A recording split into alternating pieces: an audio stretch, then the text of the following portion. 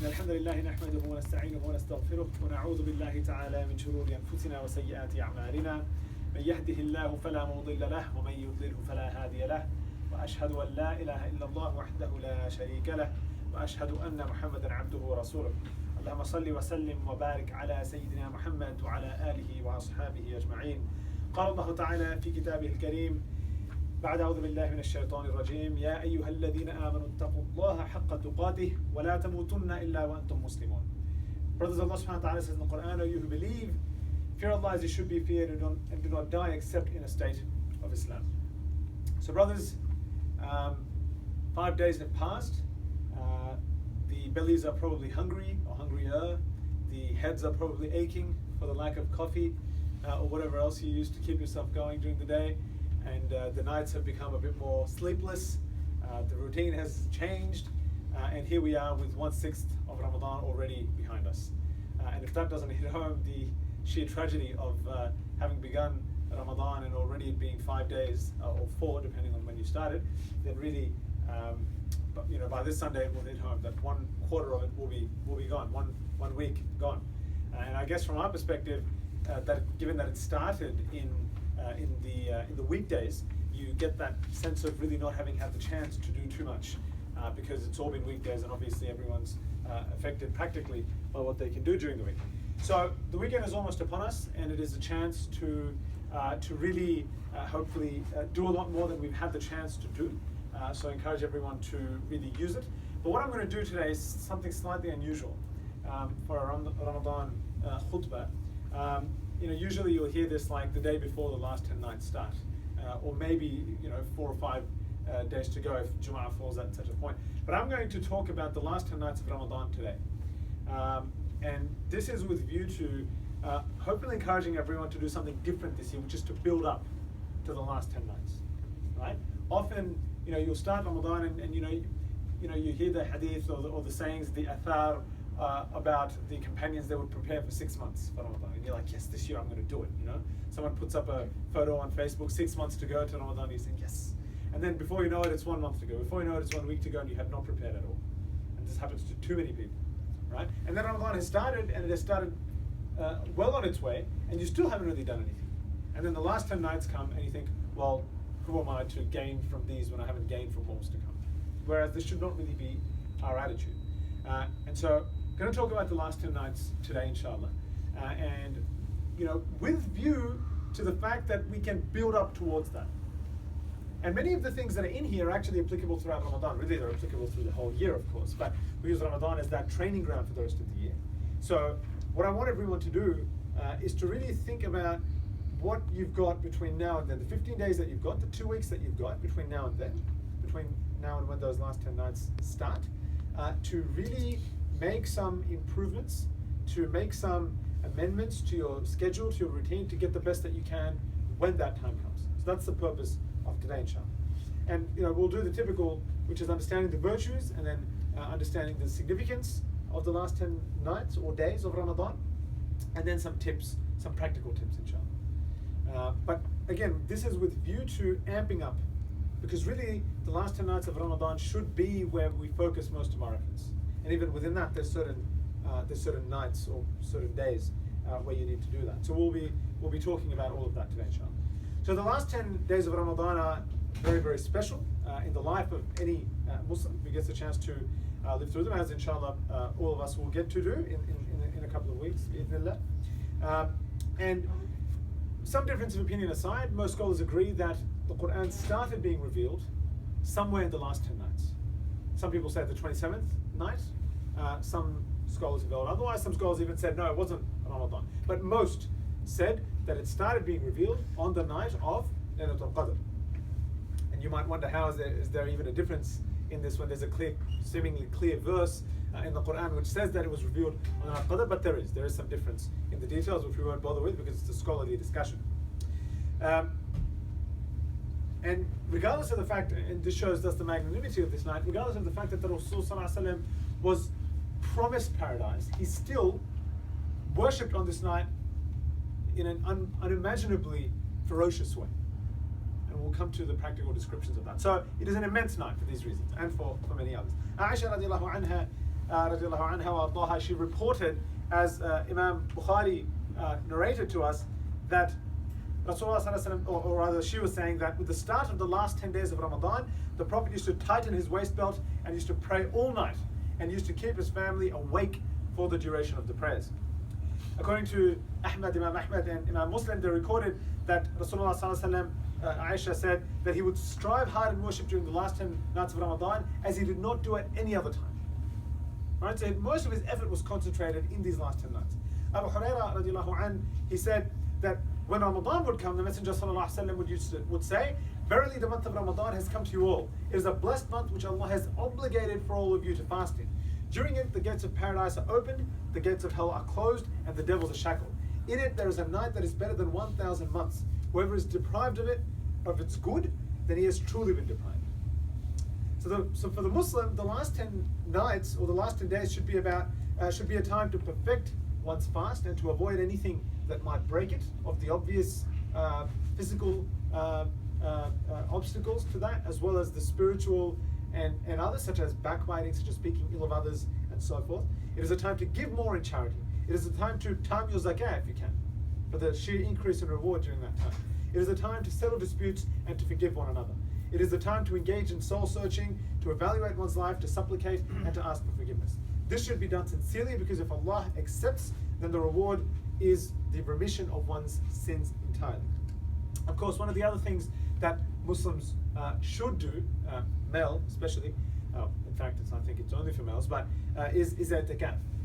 Right? Now this is, and I think I mentioned this last year, that the last 10 days of Ramadan could be a spiritual retreat or i'tikaf for those who choose to partake in it. And basically this is done by removing yourself from society, in inverted commas, because obviously you're still in society, but you go and you stay in a masjid for the last 10 days of Ramadan, last 10 nights, sorry. Right? And there's certain conditions. You can't stay in any place. It has to be a masjid. A problem is, it can't be a musalla, it has to be a masjid, one that is every single, so we couldn't stay in here if you wanted to overnight or something bizarre like that. It wouldn't qualify. It has to be all 5 prayers are prayed there in jama'ah. It is not, and it has to be a masjid in the Shari definition, which there's some technicalities, and well, to be honest, most of the mosques in Sydney don't qualify for that, but we'll say that given our difficult situations today, economically, that most of them should be okay if we have that intention.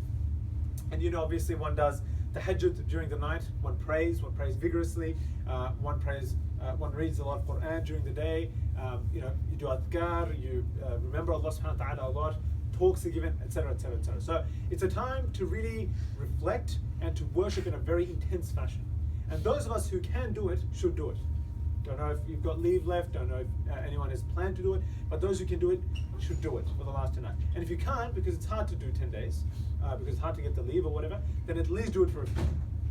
At least join the brothers who are in some of these masajid, go join them for a couple of those days, maybe the nights of the weekend, and do it. I remember some of the brothers here were at Masjid Nur last year, for example. I met them there. It was good.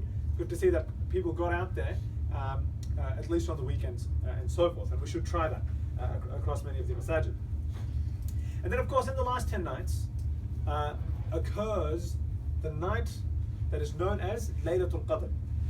Okay? Rasulullah sallallahu alaihi wasallam said about this that any Muslim who stands in prayer during Laylatul Qadr out of faith and sincerity, all his previous sins will be forgiven.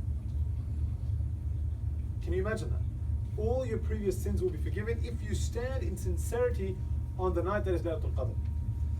Now, Laylatul Qadr in the Quran is described as خَيْرٌ مِّنْ أَلْفِ شَهْرٍ, better than 1,000 months of worship. Right?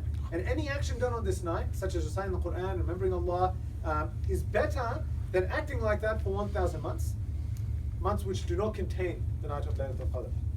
Aisha radiallahu anha, she said that, and Imam Bukhari has recorded in his book, that Rasulullah sallallahu alaihi wasallam said, look for Laylatul Qadr on the odd numbered nights during the last 10 nights of Ramadan. He also said, whoever prays during the night of Qadr with faith, we've already sort of covered that hadith twice, copy paste fail. It was narrated from Abu Hurairah also, radiallahu anh, that the Rasul sallallahu alaihi wasallam said, whoever spends the night of Laylatul Qadr in prayer out of faith and in the hope of reward, then all of his previous sins will be forgiven, including the major sins. Okay? And this includes, so it's not just the minors, it's including the major sins could be forgiven on this night. Allah subhanahu wa ta'ala says in the Quran, in Surah Al-Dukhan, Hamim, وَالْكِتَابِ الْمُبِينِ إِنَّا أَنزَلْنَاهُ فِي لَيْلَةٍ مُبَارَكَةٍ إِنَّا كُنَّا مُنذِرِينَ. So, Hamim, by the manifest book that makes things clear. We have sent this Quran down on a blessed night. On a blessed night. Verily we are ever warning. Therein that night, so فِيهَا يُفْرَقُ كُلُّ أَمْرٍ حَكِيمٍ. Therein in that night is a decree for every matter. For every matter of ordainments. أَمْرًا مِّنْ عِنْدِنَا. A command from us. إِنَّا كُنَّا مُرْسِلِينَ. We are verily ever sending down the messengers. رَحْمَةً مِّن رَبِّكَ. As a mercy from your Lord. إِنَّهُ هُوَ السَّمِيعُ الْعَلِيمُ. Indeed, He is the all-hearer, the all-knower. So Allah subhanahu wa ta'ala sent down the Quran on this night, if you were to interpret it in that way, because of these verses of the Quran in Surah Al-Dukhan. And this is the opinion that was held by the vast majority by many companions, including Ibn Abbas, and many of the tabi'een that came after them, Sa'id ibn Jubair, whose story we heard a couple of weeks ago, Ikrimah, Mujahid, etc. Some of the great imams of the Muslims in the first generation.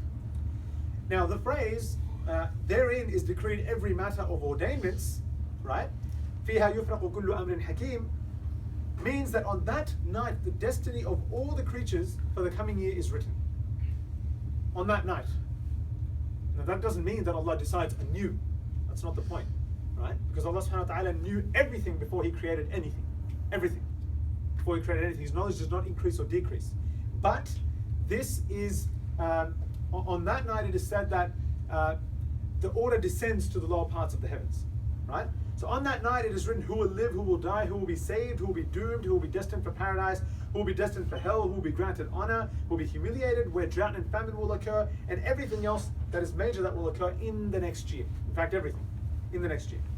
And what is meant by the idea that the destiny of all creatures is written on Al-Qadr, and of course Allah knows best, is that they are transferred from Allah al-Mahfuz to the lowest heavens. So the Lawh al-Mahfuz is the sacred tablet, again the reality of which no one knows, right? But it is an instrument, it is something that Allah has created which contains within it the decree of everything, which was written down by the pen that Allah created, the qalam that Allah created as well. But the order that is contained in the Lawh al-Mahfuz descends to the lowest part of the heavens from what is inscribed within the sacred tablet. Ibn Abbas radiallahu anhu, he said, you may see a man furnishing his home or plowing his field, and he is one of the ones who is going to die in the coming year. I.e. that it has been decreed on Al-Qadr that he is one of those who is going to die in the coming year. And it is said that on this night the destiny of the people is shown to the angels whose job it is to do a certain task, such as take our lives, for example. Right? So the angel of death. So he is given the order, this on the night of Al-Qadr, that in the coming year, between now and the next night of Al-Qadr, this person is going to be one of your victims, if you will. So Allah has revealed a surah concerning the night, which will be recited until the day of resurrection, in which He mentions the honor of this particular night. And of course, all of you know which one that is. It is Surah Al-Qadr in the last juz of the Quran, where Allah subhanahu wa ta'ala says, إِنَّا أَنزَلْنَاهُ فِي لَيْلَةِ الْقَدْرِ وَمَا أَدْرَاكَ مَا لَيْلَةُ الْقَدْرِ لَيْلَةُ الْقَدْرِ خَيْرٌ مِّنْ أَلْفِ شَهْرٍ تَنَزَّلُ الْمَلَائِكَةُ وَالرُّوحُ فِيهَا بِإِذْنِ رَبِّهِمْ مِنْ كُلِّ أَمْرٍ سَلَامٌ هِيَ حَتَّى مَطْلَعِ الْفَجْرِ. So He says, verily we have sent it down, meaning this Quran, in the night of decree. And what will make you know what is the night of decree? The night of decree is better than 1,000 months. Therein descend the angels and the ruh by Allah's permission. The ruh is a reference to Angel Jibreel, by Allah's permission, with all the decrees. And there is peace until the appearance of dawn. So according to a hadith narrated by Ibn Abbas, the Rasul said, seek it in the last 10 days of Ramadan, when there are 9 days left, and 7 days left, and 5 days left. This is one of the ahadith. And this is where we get the notion of the odd nights of the last 10 nights. In another hadith, Rasulullah said, seek Laylatul Qadr in the odd numbered nights of the last 10 nights. This is in Imam Bukhari's Sahih, as was the hadith before. There's many evidences which say different things, but when you bring them together, because one says seek it on the 9 left, 7 left, 5 left, does not mean that he's saying don't seek it when there's 3 left, for example. Right? So the job of the scholars is to get all the evidences on an issue and bring them together to give us the distilled meaning. And the distilled meaning basically is, when everything is taken together, that you seek it on the odd numbered nights of the last 10 nights. All of them. 21, 23, 25, 27, 29. You seek it in all of those. On this night, the angels and the spirit, Ruh, Jibreel alayhi salam, they descend, and many angels descend on this night because it is a blessed night, and Allah's command has been brought from the Lawh al-Mahfuz to the lower heavens, and the angels come down when Allah's blessings and mercy come down. Imam Ibn Kathir, rahmatullahi alayhi, he says in this regard that these angels, just as they come down when the Quran is recited and they surround the circles of dhikr, so they come down on the last night in sort of greater numbers, with greater intensity, and obviously they're making a lot more supplications for the person who is engaging in worship on that particular night. So certain descriptions of the night that we need to know, right? And look, this is not a petty matter. This is not some sort of trivia that whatever, just get up and worship every night. No, it is actually from the deeds that used to be done by the scholars and the great worshippers, that they would seek Laylatul Qadr and they would look out for its signs and they would anticipate it and they would hope that they got it. So this is important, right? This is important because if you get that one night and if you see its signs and if you think that this is the night, because actually no one truly knows, although again, even on that, there is some difference of opinion which we'll come to in a second. But you should look for those signs. So it's important knowing some of those. So the night is described as a peaceful night, i.e. it is safe, for the shayateen cannot do any evil or cause any harm on this night. Of course, they're locked up for the whole month, but on this night, Allah subhanahu wa ta'ala makes it even more secure and safe. And many people are saved on this night from the punishment of that which would have occurred to them, but they stood and they worshipped and they asked Allah for forgiveness. It is most likely to be, according to some opinions, on the 27th. Now, where does this come from? Right? It's relevant because many of you have probably heard this as well. There's the 27th. Why is the brother telling us to, get up on each of the last 10 odd nights? I've always been taught that it's 27. It's because it's a very strong opinion that it is 27. And it was reported in a hadith narrated by Imam Ahmed from Abdullah ibn Umar, the son of Umar radiallahu anh, that and through a very good chain actually, that Rasulullah sallallahu alaihi wasallam said, Laylatul Qadr is the night of the 27th. Simple, right? But it is not narrated by Imam Muslim or Bukhari. So it's found in some of the other hadith books, like Imam Ahmed's book and Imam Abu Dawood's book, but it's not present in those volumes for some reason. So this is where it comes from, right? To the extent that some of the companions, it is noted, Ubay ibn Ka'ab, for instance, the great companion, he would say that it is the 27th, and he would not add inshaAllah after that. Because in his opinion, it was the 27th. There's no discussion or debate about it. It is the 27th of Ramadan. So it's quite strong. Which means what for our purposes? Doesn't mean you abandon every other night because of the hadith that we read before, right? What it means is make this the night. Don't come to work. Chakasiki, do what you need to do. Seriously, I endorse this practice on that day because if you wake up the whole night, chances are by morning you will be unwell. So if you call up and say I'm not coming, I couldn't get to sleep during the night, it's true.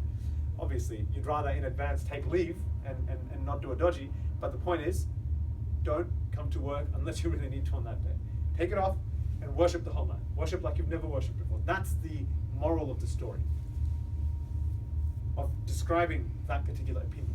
It is that it is so strongly asserted in certain opinions that it is the 27th that we would be silly not to worship on that night like we've never worshipped before. We say that every Ramadan we should try and improve on the last Ramadan, but every Laylatul Qadr or every 27th or every of the odd nights of the Ramadan that occur in that year should be better than the one before, to the extent that we can afford to make that the case. So before we go to the second half of the khutbah, inshallah, what are some of the signs by which Laylatul Qadr is known? The first sign, and it is reported in Sahih Muslim that Rasulullah sallallahu alaihi wasallam announced that one of its signs was when the sun rose on the following morning without rays, without visible rays. It's like a huey sort of a day. Right? Some of those mornings you're coming into work and it's foggy and it's huey and it's not quite.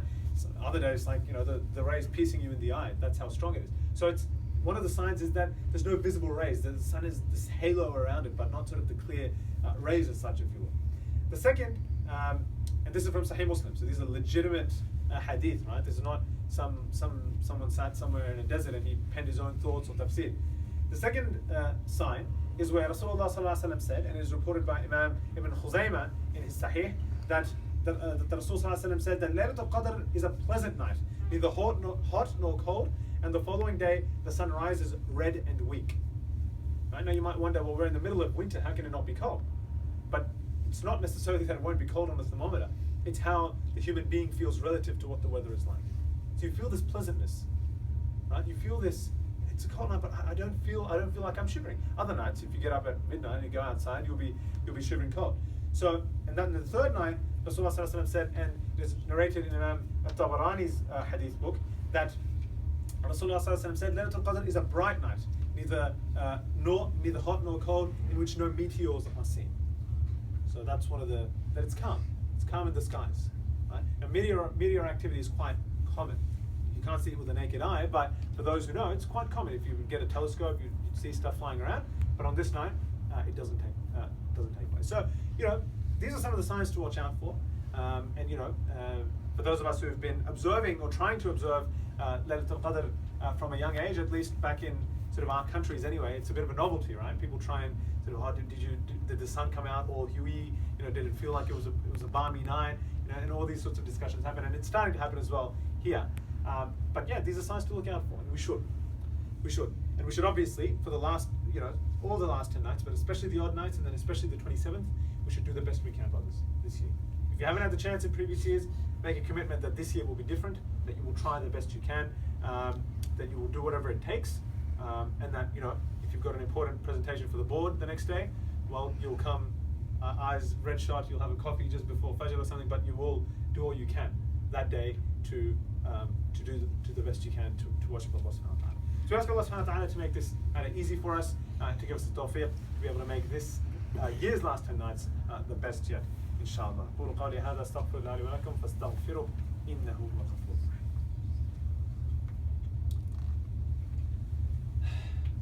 بسم الله الحمد لله الصلاة والسلام على رسول الله وعلى آله وأصحابه ومن والاه. So, brothers, one, forgot to actually give my reasoning for why I'm doing it this far out this year. I mentioned one before. But the other thing is that, inshallah, next week's khutbah I want to dedicate to what I've called 18 pathways to Jannah. Right? So 18 small deeds that carry immense rewards. So we will look at these 18 deeds, and because Ramadan is a good time to know these and to build them into our daily routine. So there's certain actions which you marvel at how small and insignificant they are, but the reward that's attached to them. Right? So we'll go through these, and inshallah, I will endeavor to hand it out to all of you. I'll have printouts, right? And you can go away with it, and you can start implementing some of those in the last 15 days of Ramadan, or 12, so about 18 days will still be left. So that's a good deal of time, and really make it part of your Ramadan, and inshallah those 18 days will be enough to have them incorporated into the rest of your practice. And that's why I want to get this important message out of the way, that we build towards the last 10 nights, and then we have enough time to implement some really, really rewarding actions into our habits. And these are things like tahiyatul wudu, right? Praying 2 rak'ah once you've done wudu when you enter a mosque. Or when you enter a mosque, you pray 2 rak'ah wudu as well, even if you've got wudu. These sorts of things. And the rewards associated with them are mind-boggling. And so we'll go through 18 of those, and really it would be good if we can internalize them and make them part of our daily routine. I mean, imagine being a person who, and we'll go through some of them, imagine being the person who does each of these small acts. You're not a sheikh, you're not a hafiz of the Quran, you're not anything that requires concerted study, but you're a person who does this day in, day out for the rest of your life. Honestly, the way that the rewards are described, you'll probably stand with a bigger pot of reward on the Day of Judgment than some of the big name ulama and mashayikh, if you do it sincerely. Really, that's the immense nature of some of these rewards. So we'll go through many of them, inshallah. But some tips for the last 10 nights. So we've mentioned the importance, we've mentioned the significance, we've mentioned the magnanimity, but what are some practical tips? Now again, I'm just going to breeze through these. I'm not going to dwell too much on them because I'm conscious of time. Inshallah, you can think about some of these. I've actually got this khutbah reasonably well prepared, so you can ask me for a copy if you want. It makes sense on its own. Many of my other khutbah sort of notes and so forth that I put together. So if anyone wants some of these tips, because I'm not going to go into all the details, then please just send me an email, inshallah. So the first thing is really, and again, we're starting with the obvious. If it can't happen, then it can't happen. But it's worth making it as a tip anyway, is to, as I mentioned before, take the last 10 days off work if possible. Now I'm not doing that, so I'm not able to, unfortunately. I'm not one of those who's practicing what I preach, but I will preach it in the hope that if even one brother does it, then we all share in the reward. So if you can take the last 10 days or the last 10 nights equivalent off work, then that's something that you should do, and to go into i'tikaf, inshallah. Secondly, even if you can't do that, still for some of the nights, go dedicate yourself and spend some time in the masajid. Stand in the qiyamul layl. That happens. If you're a brave person, then go to Masjid Umar in Granville, where you'll stand for, I think, 3 hours and 2 rak'ah, and you'll do 1 to 2 juz in one standing, right? And then you'll do it again. You'll do it twice in one night.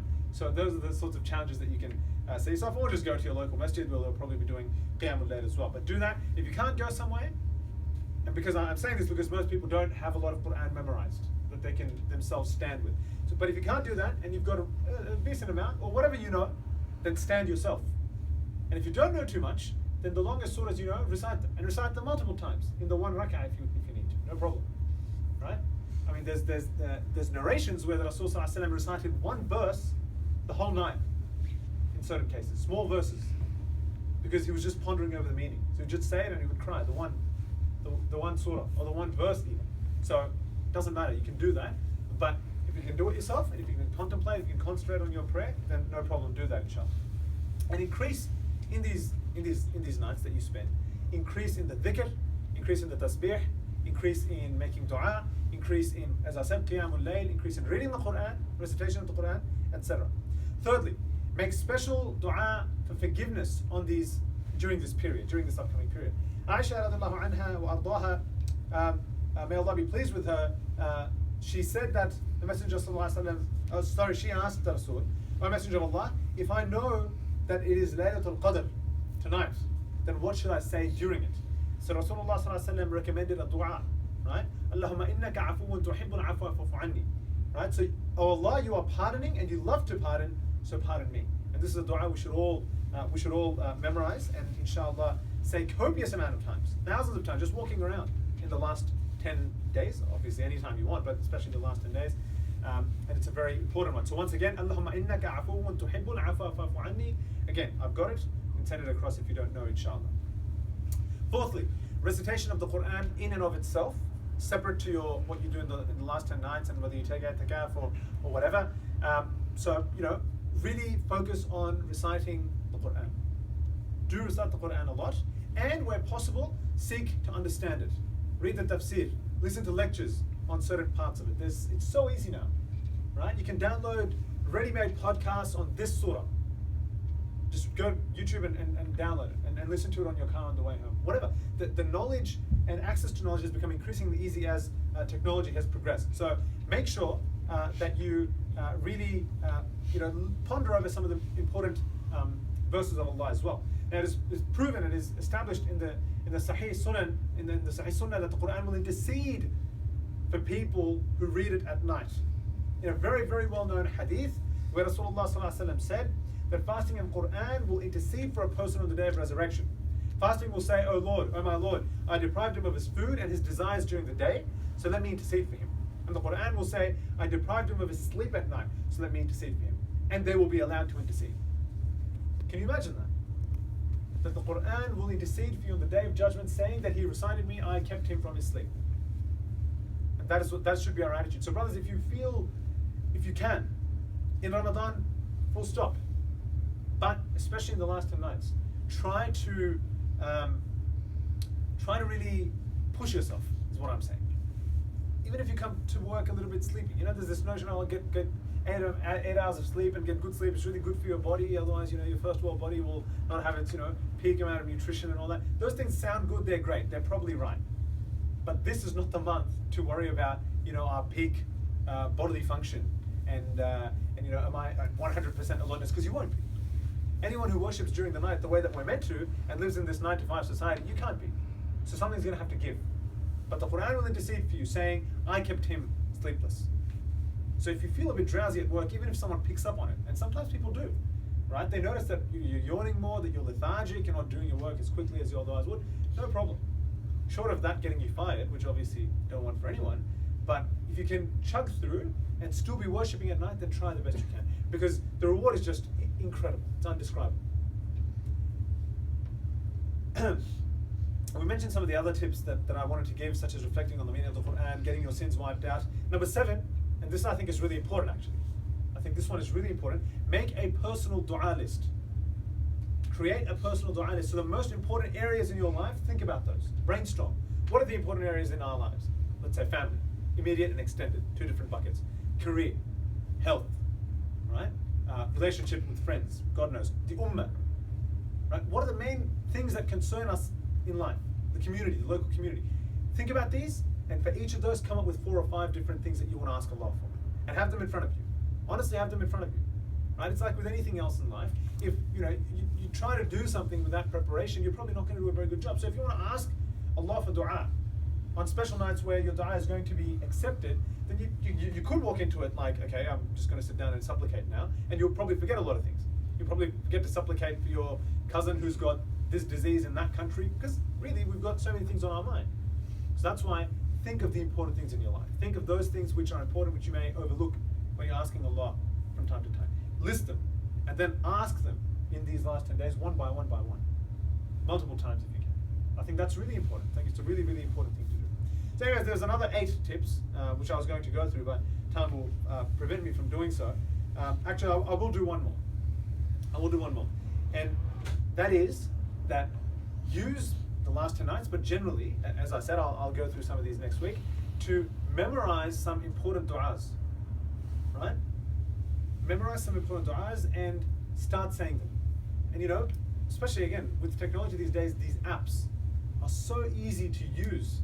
Like, let's say for example, you might never have known that there's a dua for when you enter the toilet, right?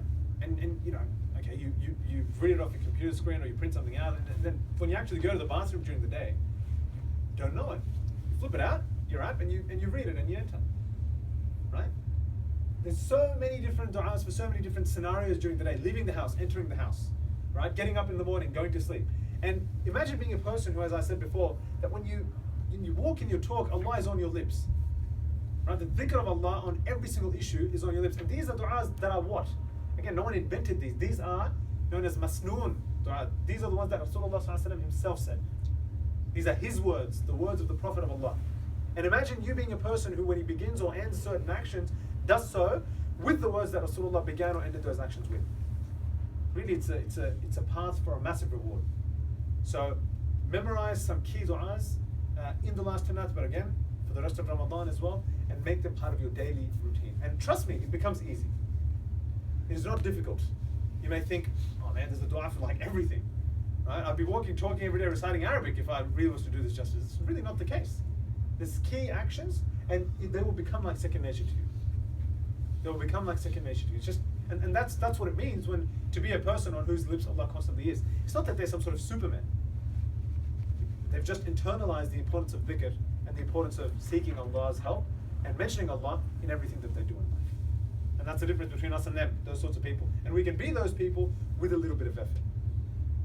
And more generally speaking, brothers, if that's not been one of your priorities this Ramadan, to learn certain adhkar, invocations for certain issues, then there's still ample time.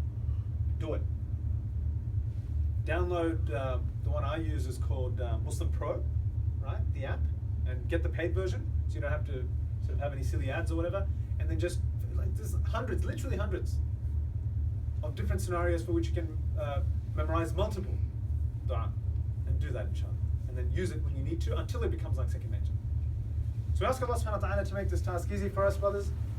The upcoming, the rest of Ramadan, and also more importantly, most importantly rather, the last 10 days of Ramadan, that we increase in worship, that we increase in sincerity, and that Allah subhanahu wa ta'ala accepts our intentions and our actions, and allows us to be of those who are forgiven all our sins, and those of our families and those of the ones we love in this blessed period, and that He allows us to internalize some of the important habits that will, inshallah, intercede for us on the day when there will be the intercession of nothing except for our good deeds and of the Prophet عليه الصلاة والسلام. اللهم آمين. اللهم اغفر للمسلمين والمسلمات والمؤمنين والمؤمنات الأحياء منهم والأموات إنك سميع مجيب الدعوات. ربنا آتنا في الدنيا حسنة وفي الآخرة حسنة وقنا عذاب النار. ربنا هب لنا من أزواجنا وذرياتنا قرة أعين واجعلنا للمتقين إماما. ربنا لا تزغ قلوبنا بعد إذ هديتنا وهب لنا من لدنك رحمة إنك أنت الوهاب. قال الله تعالى في كتابه الكريم إن الصلاة تنهى عن الفحشاء والمنكر ولذكر الله أكبر وأقم الصلاة.